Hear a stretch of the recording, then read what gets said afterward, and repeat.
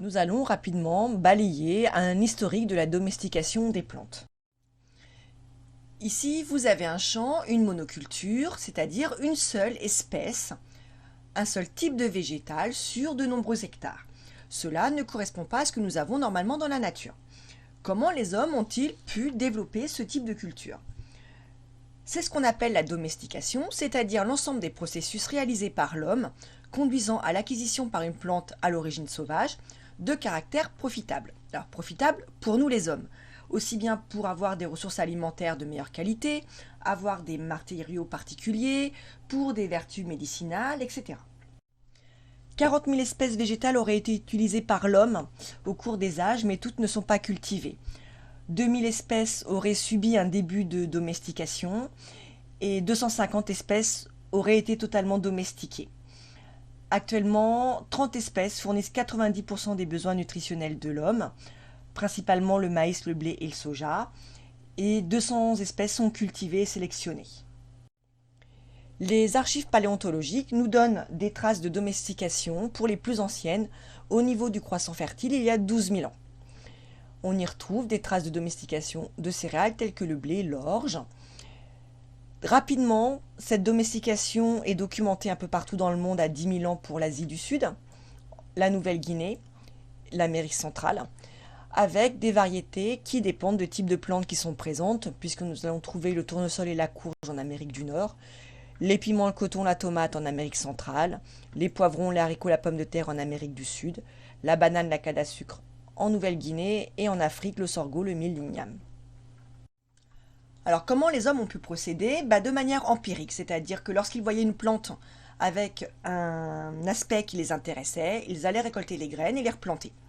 Par exemple, la première année, si on voit qu'il y a des graines beaucoup plus grosses que d'autres et qu'on veut avoir des grosses graines, on va prendre les graines les plus grosses, les replanter et regarder ce que nous allons obtenir la deuxième année. Vous voyez que la première année, la moyenne des graines les plus représentées sont à 350 mg. La deuxième année, la médiane s'est déplacée à 550 mg. Si on continue comme ça en reprenant les grains les plus gros et en les replantant, au bout de nombreuses générations, on va obtenir vraisemblablement une variété avec des gros grains. Alors si on compare les caractéristiques des plantes sauvages et domestiquées, globalement, on va avoir un type d'habitat différent puisque les plantes sauvages se retrouvent dans un écosystème naturel alors que les plantes domestiquées vont se retrouver dans un agrosystème, c'est-à-dire dans un champ. La sélection va être plutôt naturelle pour les plantes sauvages, elle est exercée par l'homme pour les plantes domestiquées, c'est la définition. Pour la morphologie de la plante, les plantes domestiquées vont être plutôt de forme peu ramifiée, ce qui va faciliter la récolte, et la floraison va être synchronisée pour également faciliter la récolte. Le nombre de graines est plutôt réduit chez les plantes domestiquées, bien que ça va dépendre des espèces. Pour une pastèque, on va chercher des fruits avec très peu de graines, alors que pour le maïs, on va chercher à grossir le nombre de graines. L'enveloppe de la graine à maturité va être plutôt réduite, ce qui va permettre une meilleure digestibilité et va permettre une augmentation de la taille de la graine. La taille de la graine va être augmentée, ainsi que celle des fruits et des réserves, puisque c'est ce que l'on va rechercher pour l'alimentation humaine. Enfin, les graines matures vont être plutôt favorablement dispersées par la libération par le fruit, alors que chez les plantes domestiquées, on va chercher à faire en sorte que les graines restent sur le fruit et avec le fruit pour pouvoir les récolter plus facilement. La domestication la plus documentée est celle du maïs.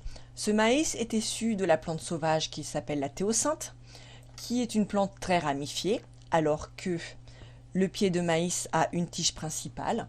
Et vous voyez ici que les grains de théocinthe sont beaucoup plus petits, avec une enveloppe plus dure. Le maïs, lui, a des grains beaucoup plus riches en réserve et avec une enveloppe très légère. Ce maïs a de très nombreuses variétés, il sert à peu près tout.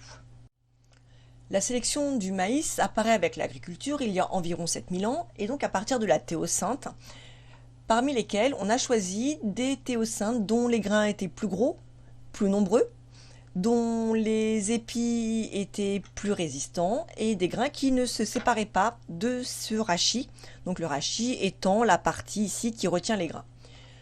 À l'issue de cette sélection, qui a pris quelques milliers d'années, on obtient des populations de maïs aux grains de couleurs différentes, de tailles différentes, voire de compositions légèrement différentes. À partir du XXe siècle, les systèmes d'hybridation puis d'OGM ont permis la fabrication des épis de maïs tels que vous les connaissez. Vous avez ici différentes utilisations du maïs qui conditionnent chacune un type de maïs particulier, donc une variété de maïs particulière. Par exemple, le maïs pour faire de l'alcool ne sera pas le même que le maïs à popcorn, lui-même différent du maïs à polenta ou à farine, qui seront également différents des maïs pour faire de l'huile ou des céréales. Et encore, n'existe pas sur cette diapositive les formes de maïs pour l'alimentation animale ou pour la papeterie, les cosmétiques, etc. De la même manière, vous avez ici des épis de millet avec différentes formes choisies en fonction des agriculteurs. Autrement dit, la domestication historique des plantes a pu permettre l'augmentation du nombre de variétés de ces plantes et donc une augmentation de la biodiversité.